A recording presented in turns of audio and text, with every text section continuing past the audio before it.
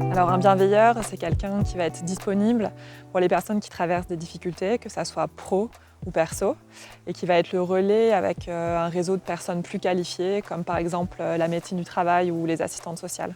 C'est un collaborateur lambda de l'entreprise qui sait détecter les moments ou les périodes compliquées d'un collègue ou d'un collaborateur de l'entreprise. Alors le rôle bienveilleur, c'est de trouver un point d'appui à des personnes en cas de besoin sur certains sujets où ils n'osent pas en parler. Le rôle d'un bienveilleur, c'est de veiller au bien-être de ses collègues et de détecter chez eux des comportements inhabituels pour les orienter vers des personnes compétentes.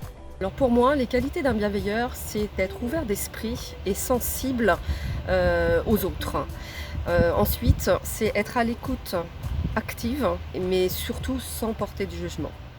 Le bienveilleur doit être à l'écoute, faire preuve d'empathie et de discrétion, mais il doit également pouvoir prendre du recul pour ne pas se faire submerger par l'émotion afin de conserver une bonne écoute. J'ai le souvenir d'un collaborateur ayant fait la démarche directe de m'appeler, qui m'a fait part de sa détresse professionnelle. Et à travers nos échanges, le suivi et l'orientation vers notre réseau d'aide s'en est sorti. Et ça pour moi c'était une satisfaction d'avoir pu aider un collaborateur et c'est bien là notre rôle de bienveilleur. La grande partie des sollicitations se fait sur la sphère la plus proche, les amis, les collègues, mais j'ai eu l'occasion d'être contactée par une personne que je ne connaissais absolument pas et qui me demandait de venir en aide à une personne sur un chantier sans me donner son nom. Je préfère ne pas partager de souvenirs parce qu'on est sous le sceau de la confidentialité. Les personnes sont en difficulté et c'est difficile déjà pour eux d'en parler.